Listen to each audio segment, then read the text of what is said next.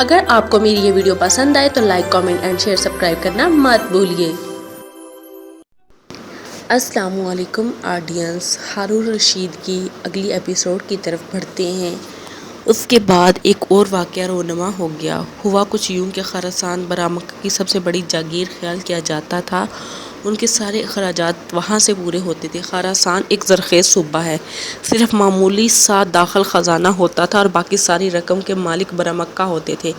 ایک شخص علی بن عیسیٰ خراسان کی آمدنی اور اخراجات سے واقف تھا، لہٰذا برمکہ کو نیچا دکھانے کے لیے وہ عرصہ سے اس کی کوشش میں تھا کہ برمکیوں کی جگہ اسے خراسان کا واقع مقرر کیا جائے۔ آخر اس کی کوشش بھر آئی اور ہارون رشید نے پہلے والے فضل برمکی کو ہٹا کر خراسان کا حاکم عالمی بن عیسیٰ کو بنا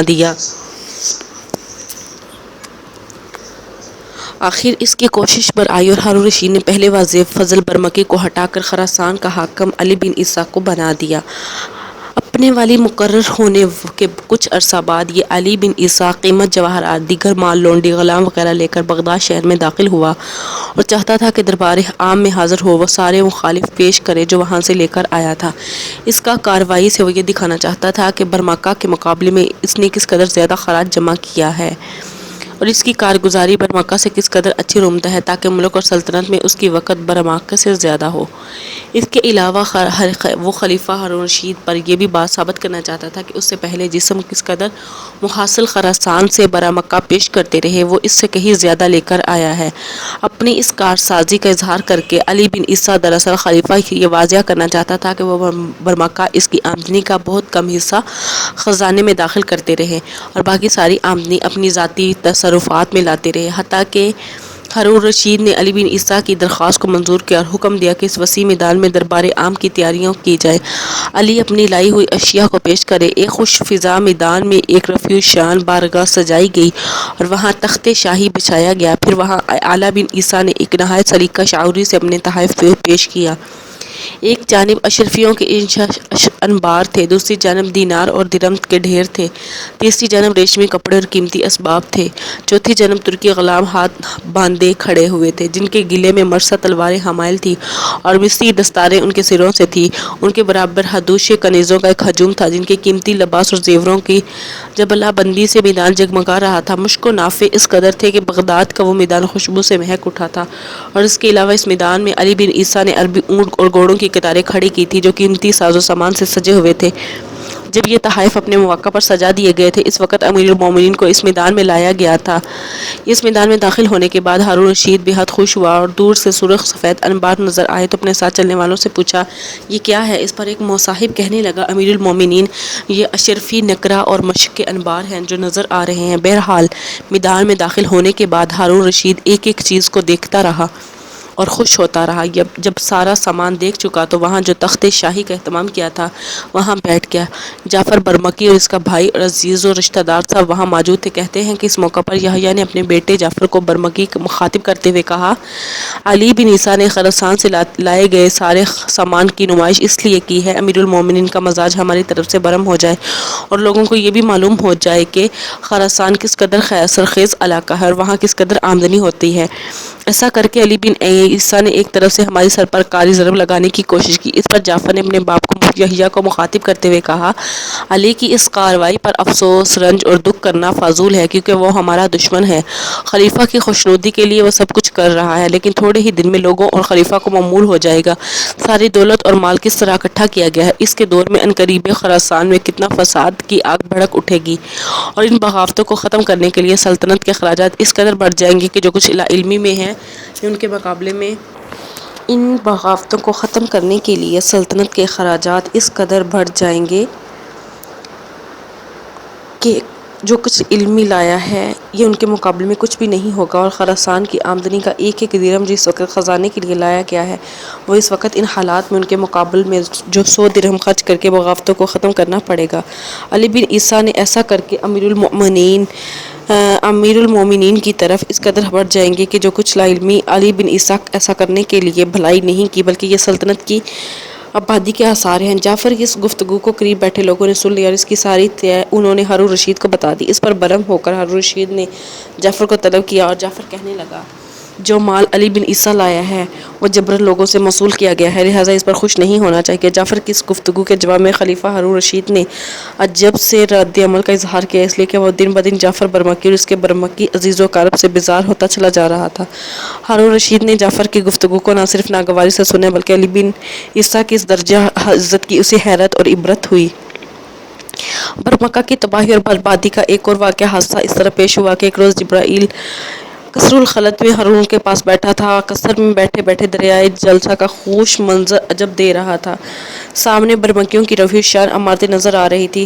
یحییٰ یرمکی کے دروازے پر سوار اور پیدلوں کا ہجوم ہو رہا تھا۔ یہ منظر ہارون رشید نے جب دیکھا تو جبرائیل کو مخاطب کر کے کہنے لگا، خدایا یحییٰ برمکی کا بھلا کرے، غریب ہمارے واسطے کیسی کیسی سخت محنت اٹھاتا ہے اور ہم اس کی بدولت عیش کرتے ہیں۔ اور پھر تنزیہ سے انداز میں انتہائی دکھ اور افسوسناک لہجے میں ہارون رشید مزید کہنے لگا، حقیقت میں یحییٰ تو خلافت کرتا ہے، میں تو برائے نام ہوں۔ جبرائیل نے کہا، میں اسی وقت سمجھ گیا اب برمکہ کی خیر نہیں ہے۔ حالات تیزی سے برمکہ کے خلاف جا رہے تھے۔ ہارون رشید نے اپنی سلطنت کا دورہ کرنے کا ارادہ کیا۔ جب ہارون رشید اپنے محافظ کے ساتھ بغداد سے نکل کر اپنی سلطنت کا دورہ کرنے لگا تو جس جگہ اس نے خیمے لگائے تھے وہاں اسے یہاں معلوم کہ یہ برمکہ کی جاگیر ہے۔ صداؤں نے ہارون کے کان بھر دیے اور اس کے دوران ہارون کو یہ بھی پتہ نہیں تھا کہ اپنی ذاتی ناراضگی کی بنا پر جعفر نے بعض اشخاص کو اپنے اختیار سے خود ہی قتل کر دیا تھا۔ اس پر متضاد یہ ہے کہ ایک سلطنت میں خواہ وہ شخص ہو یا جمہوری ہو، کوئی شخص خاندان نیک ہو یا زندگی کی بسر نہیں کرتا، لوگ اس کے مخالفت بلکہ جانی دشمن ہو جاتے ہیں۔ برمکہ کے ساتھ بھی یہی معاملہ ہوا، وہ سنبھلتے نہیں۔ ہارون رشید کے خلاف بھی عربوں کو یہی حالت تھی اور یوں اس طرح کی باتیں ہوتی چلی گئی۔ جب ہارون رشید اپنے محافظ کے ساتھ بغداد سے نکل کر اپنی سلطنت کا دورہ کرنے لگا تو جس جگہ اس نے خیمے لگائے وہیں سے اسے یہی معلوم ہوا کہ یہ برمکہ کی جاگیر ہے۔ صداؤں نے ہارون کے کان بھر دیے تھے اور اس دورے کے دوران ہارون کو یہ بھی پتہ تھا کہ اپنی ذاتی ناراضگی کی بنا پر جعفر نے بعض اشخاص کو اپنے اختیار سے خود ہی قتل کر ڈالا تھا۔ اس پر متضادیہ کہ ایک سلطنت میں خواہ وہ شخص ہو یا جمہوری، کوئی شخص یا خاندان نیک ہو، زندگی بسر نہیں کر سکتا، لوگ اس کے مخالف بلکہ جانی دشمن ہو جاتے ہیں۔ برمکہ کے ساتھ بھی یہی معاملہ ہوا اور وہ سنبھلے نہیں۔ ہارون رشید کی خلافت میں عربوں کا دربار میں ایک بڑی قوت رکھتا تھا، وہ ہمیشہ سے اہل عجم کا حریف اور مقابل تھا۔ چنانچہ خاندان برمکی کی بربادی کا باعث عرب ہی ہے، اس لیے کہ ہارون رشید کے دو عناصر پر مشتمل ہے۔ عسکری قوت کا عنصر عرب تھا اور اس کی صفیہ عجموں کے پاس تھی۔ برمکہ کے حق میں برمکہ شاہانہ زندگی بسر کرتے تھے، لہٰذا یہ حالات دونوں میں پیدا کر دینے والی اور عرب سے زندگی بسر کرتے تھے، اور ان کے مقابلے میں جب برمکہ خوب فضول خرچیاں کرتے تو دولت لوٹاتے، تب عربوں کو ان پر غصہ آتا اور ان کی شکایت ہارون تک پہنچاتے۔ سب کچھ ہو جانے کے باوجود بھی برمکہ سنبھلنے نہیں۔ ان کی بربادی پر جو آخری ضرب لگی تھی وہ کچھ یوں تھی۔ ہارون رشید کے دور میں جو بغاوتیں ہوئی، ان بغاوتوں کے سر سے ایک شخص یحییٰ بن عبداللہ یحییٰ بھی تھا۔ یہ حضرت علی کی اولاد سے تھا اور اس کی بغاوت ہے فضل برمکی کی حکمت علی سے یحییٰ بن عبداللہ کو ہارون رشید کے سامنے پیش کیا۔ خلیفہ ہارون رشید نے بنظر اختیار و اعتبار یحییٰ بن عبداللہ کا جعفر کے حوالے کیا اور یہ حکم دیا کہ وہ سیاسی قیدی کو اپنے زیر نگرانی میں رکھے اور جہاں تک اس کی خوب حفاظت کرے اور وہاں اس کی خوب حفاظت کی جائے۔ چنانچہ جعفر نے یحییٰ کو اپنی حفاظت میں لے لیا۔ کہتے ہیں ایک دن جعفر نے اپنے پاس بلایا اور ان کے حالات دریافت کر کیے۔ اس گفتگو کے دوران یحییٰ بن عبداللہ جعفر برمکی سے کہا کہ ہارون رشید اللہ کے نبی صلی اللہ علیہ وسلم کے چچا عباس کی اولاد ہے، ہم ابو لہب کی اولاد ہے، لہٰذا ہارون رشید ہمارا جانی دشمن ہے۔ اس کے بعد نہایت عاجزی سے اس نے جعفر سے کہا، کیا تم مجھے ہلاک کر دو گے؟ کیا تجھ کو معلوم نہیں کہ میں حضرت علی کی اولاد میں سے ہوں؟ خدائے عز و جل سے ڈرو اور رسول کریم صلی اللہ علیہ وسلم کی دشمنی سے احتراز کر۔ اس گفتگو کے جواب میں کہتے ہیں حضرت جعفر بن عبداللہ کو چھوڑ دیا اور کہا، یہاں جی چاہے چلے جاؤ۔ جواب میں یحییٰ نے کہا، مجھے گرفتاری کا خوف ہے۔ جعفر نے ایک شخص کی حفاظت میں یحییٰ بن عبداللہ کو ایک محفوظ جگہ پر بھیج دیا۔ بدقسمتی سے جعفر کا ایک خادم جب دوئم فضل بن ربیع کا مخبر تھا۔ فضل بن ربیع عرب تھا اور خراسانیوں ایرانیوں کا انتہا درجے کا دشمن تھا۔ اس خادم نے ساری تفصیل فضل بن ربیع سے کہہ دی اور فضل نے موقع پا کر ساری تفصیل ہارون رشید سے بیان کر دی۔ لہٰذا خلیفہ ہارون رشید نے تحقیقات کے بعد واقعہ کی صحت کر لی تو ایک دن اثناء کلام میں کھانے کے وقت جعفر سے پوچھا کہ یحییٰ عبداللہ کا کیا حال ہے؟ اس موقع پر جعفر نے جھوٹ بولا، کہنے لگا، امیر المومنین وہ بدستور قید میں ہے اور بھاری زنجیروں میں جکڑا ہوا ہے۔ جعفر کے اس جواب کو سن کر ہارون کو بے حد غصہ آیا لیکن اس نے ضبط کیا۔ دوبارہ اس نے جعفر برمکی کو مخاطب کیا، کہنے لگا تجھے میری جان کی قسم کہ یحییٰ قید ہے۔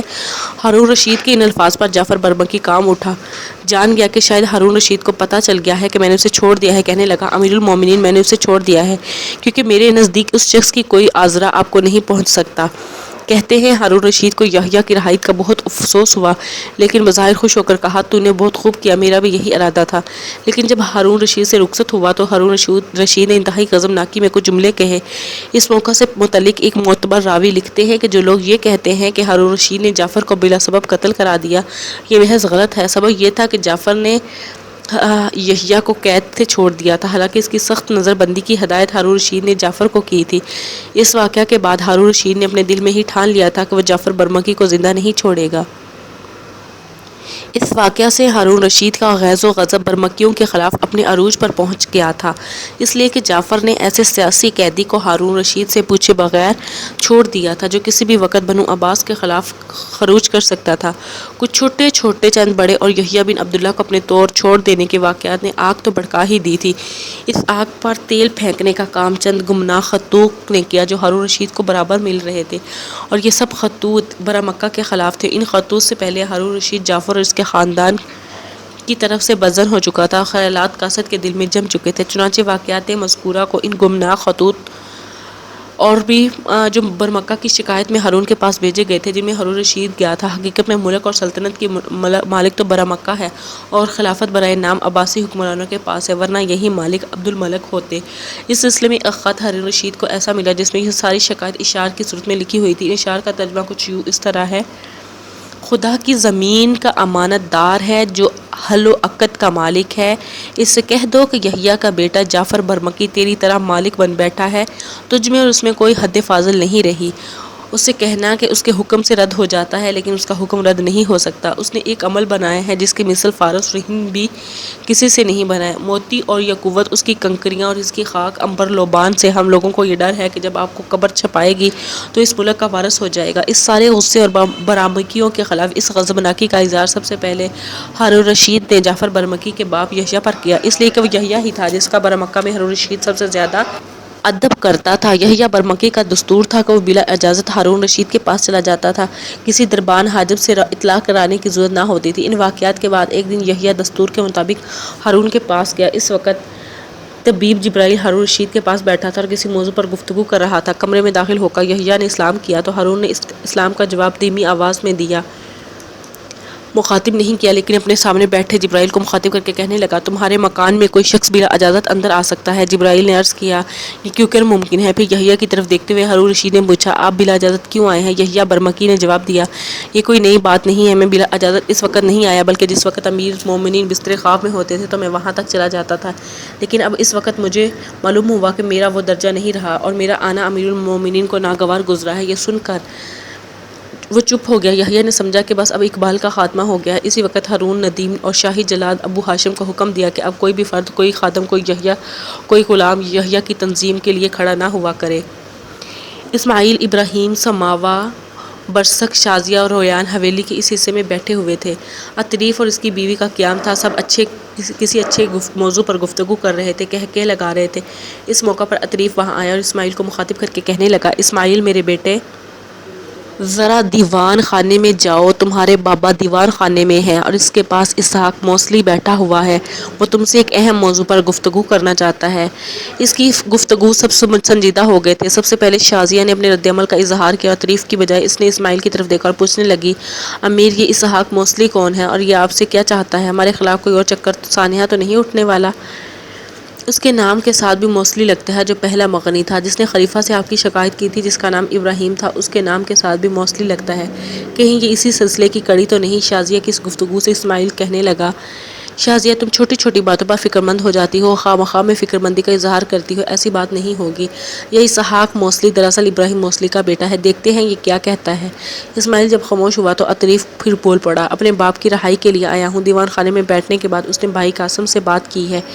دراصل اسحاق موصلی خلیفہ ہارون رشید کے پاس گیا تھا اور اپنے ابراہیم موصلی کی رہائی کی التجا کی اور التماس کی، لیکن ہارون رشید نے بھی اتنائی کیا گو اسحاق موصلی کا خلیفہ ہے، بڑا مقام بڑا وقار ہے، لیکن اپنے سپہ سالاروں کے ہاں ہارون رشید کی کسی کو کوئی اہمیت نہیں دیتا۔ لہٰذا ہارون رشید نے اسحاق موصلی سے کہا کہ اس کے باپ ابراہیم موصلی نے چونکہ اسماعیل بن قاسم سے بدسلوکی کی تھی، اس کے باعث بنا تھا، لہٰذا اسماعیل بن قاسم ابراہیم کو معاف کر دے تو رہا کیا جا سکتا ہے۔ عطریف جب خاموش ہوا تو اسماعیل اپنی جگہ پر اٹھا اور کھڑا ہوا اور کہنے لگا، چلو جا کے دیکھتے ہیں وہ کیا کہتا ہے، آپ لوگ یہیں بیٹھیں۔ اس کے ساتھ ہی اسماعیل بن قاسم عطریف کے ساتھ ہو لیا۔ دونوں جب دیوان خانے میں داخل ہوئے، اسحاق موصلی نے اپنی جگہ سے اٹھ کر اسماعیل کا استقبال کیا۔ اسماعیل نے آگے بڑھ کر اس کا مصافحہ کیا۔ جب سب بیٹھ گئے تب گفتگو کا آغاز اسحاق موصلی نے کیا۔ امیر اسماعیل، جو کچھ میں نے کہنے آیا ہوں اس کی تفصیل آپ کے باپ سے کہہ چکا ہوں۔ آپ سے یہ بھی گزارش ہے کہ آپ کی عزت، آپ کے احترام کی وجہ سے خلیفہ ہارون رشید نے میرے باپ کو زندان میں ڈال رکھا ہے۔ اس کے گلے میں توق ہے اور بیڑیاں ہیں، وہ کافی مشقت اور قید جھیل چکا ہے، اور خلیفہ نے فیصلہ کر رکھا ہے کہ وہ میرے باپ کو معاف نہیں کرے گا، اس کی رہائی کا حکم جاری نہیں کرے گا جب آپ اسے معاف نہیں کرتے۔ میں آپ سے یہی گزارش کرنے آیا ہوں کہ آپ فراخ و مظاہرہ کریں، میرے باپ کو معاف کر دیں۔ اگر معاف کر دیتے ہیں تو خلیفہ میرے باپ کو زندہ نکال دے گا، بصورت دیگر میرے باپ کو ساری عمر توق و سلالس میں زندگی گزارنی ہوگی، اور میرے لیے یہ بڑی اذیت ناکی کا معاملہ ہوگا۔ لہٰذا میری آپ انتہائی عاجزی اور انکساری کے ساتھ گزارش ہے کہ آپ میرے باپ کو معاف کر دیں۔ یہاں تک کہنے کے بعد اسحاق موصلی تھوڑی دیر کے لیے رکا، کچھ سوچا، اسماعیل کو مخاطب کرتے ہوئے دوبارہ کہہ رہا تھا، جہاں تک اس سانحہ کا تعلق ہے تو میں اس بات کو تسلیم کرتا ہوں کہ غلطی میرے باپ کی تھی۔ دراصل اس نے آپ کے مقام کا غلط تقابلی جائزہ لیا تھا۔ میرے باپ نے اس نے خلیفہ ہارون رشید کے مزاج اور اس کی طبیعت کا بھی غلط اندازہ لگایا تھا۔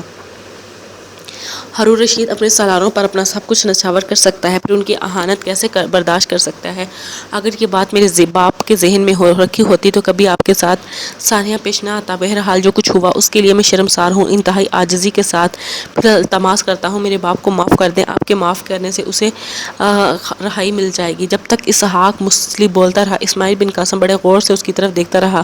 اس کے خاموش ہونے پر اسے مخاطب کر کے کہنے لگا، اسحاق، تم جانتے ہو تمہارے باپ سے میری کوئی خاندانی دشمنی نہ تھی، کوئی ذاتی اناد نہ تھا، اس کے پاس دولت کے انبار لگے ہوئے ہیں۔ حقیقت سے تم بھی آگاہ ہو، میں بھی جانتا ہوں۔ اس حقیقت کے باوجود اس نے ایک غریب نجار کا 1 ماہ کا معاوضہ روک لیا، اور یہ معاملہ کسی بھی صورت اسے زیب نہ دیتا تھا۔ اسے چاہیے تھا کہ اس حادثے کو جنم ہی نہ دیتا۔ اگر میں اس کے پاس چلا ہی گیا تھا تو فراخ دلی کا مظاہرہ کرتے ہوئے جتنا اس غریب نجار کا معاوضہ بنتا تھا اس سے زیادہ ادا کر کے اپنی فراخ دلی اور اپنی سخاوت کا مظاہرہ کرتا، لیکن اس نے مجھے بھی اس کا معاوضہ اور اجرت نہ دینے کا خشک جواب دے دیا، بلکہ لڑائی جھگڑے تکرار پر آیا۔ جعفر برمکی کو اپنا حامی، اپنا ناصر اور اپنا ہمنوا جان کر میرے ساتھ دھچکیاں دی اور بڑے روکھے پن سے معاوضہ دینے سے انکار کر دیا۔ اس کی حمایت کرتے ہوئے جعفر برمکی نے مجھے یہاں تک دھمکی دی کہ اس کے معاملے میں سے ہم میں سے کسی نہ گردوں کی بھی کٹ سکتی ہے۔ اس نے اس وقت جعفر برمکی سے کہہ دیا تھا کہ وقت بتائے گا کہ گردن اس کی کٹتی ہے یا میری۔ جعفر کا معاملہ تو ہمارے ساتھ الگ ہے، جہاں تک تمہارے باپ کا تعلق ہے، اگر تم اسے سمجھا دو کہ آئندہ وہ کسی غریب اور ضرورت مند کے ساتھ ایسا نہیں رکھے گا، کسی کی حق تلفی نہیں کرے گا، اپنی اکڑ پر اور اپنے گھمنڈ، اپنی تفاخر کو ترک کر دے گا، تو میں تمہارے باپ کو معاف کر دوں گا۔ اسماعیل بن قاسم کے ان الفاظ سے اسحاق موصلی خوش ہو گیا اور فوراً آگے بڑھ کر خوشی کا اظہار کرتے ہوئے اسماعیل کو اپنے ساتھ لپٹا لیا اور کہنے لگا، امیر، جو کچھ آپ کہہ رہے ہیں، خدا کی قسم میں اپنے باپ سے اس پر عمل کرا کے رہوں گا۔ بس ایک بار آپ انہیں معاف کر دیں، وہ زندان سے باہر آ جائیں، وہ پہلے جیسا نہیں ہے۔ پھر اسحاق موصلی دوبارہ اپنی چیز پر بیٹھا تو اس کی طرف دیکھتے ہوئے اسی قدر مسکراتے ہوئے اسماعیل نے اسے مخاطب کیا، اگر یہ معاملہ ہے تو بالکل بے فکر ہو جاؤ، اپنے گھر میں مطمئن ہو جاؤ۔ آج شام کو میں امیر المومنین نے مجھے طلب کیا ہے، وہ حج کے لیے روانہ ہونے والے ہیں، اور میں ان سے پہلے کچھ ہدایات دینا چاہتا ہوں۔ جب میں ان سے ملوں گا تو ابراہیم سے متعلق ان سے گزارش کروں گا۔ مجھے امید ہے کہ آنے والی شب کو تمہارا باپ زندہ کی بجائے گھر پر ہوگا۔ اسماعیل بن قاسم کے ان الفاظ پر اسحاق موصلی نے کئی بار اس کا شکریہ ادا کیا، بڑے جوش انداز میں اسے گلے مل کر وہاں سے رخصت ہو کے چلا گیا تھا۔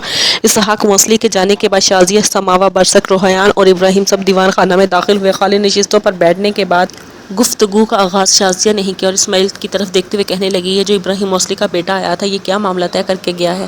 شازیہ کے سوال پر ابن قاسم دھیرے دھیرے مسکراتے ہوئے اس کی طرف دیکھنے لگا۔ اسماعیل نے شازیہ کی طرف دیکھا، پھر کہنے لگا، اس نے ہمارے ساتھ کیا معاملہ طے کرنا ہے، بس یہی کہنے کے لیے آیا تھا کہ میرے باپ کو معاف کر دیا جائے۔ دراصل وہ امیر المومنین کے پاس گیا تھا تاکہ اس کی رہائی ملے، لیکن امیر المومنین نے شرط لگائی ہے، جب تک ابراہیم کو معاف نہ کر دوں اسے زندان سے نہیں نکالا جائے گا۔ اس کے بعد دیوان خانے میں جو گفتگو اسحاق سے ہوئی تھی وہ تفصیل کے ساتھ اسماعیل نے سب سے کہہ دی تھی۔ جب یہ گفتگو ختم ہوئی تب اسماعیل نے اپنے باپ قاسم کو دیکھتے ہوئے کہنا شروع کیا، بابا، اسحاق موصلی کی آمد سے قبل ہم ایک موضوع پر گفتگو کر رہے تھے۔ دراصل شازیہ سماوا دونوں کچھ خریداری کے لیے بازار جانا چاہتی تھی۔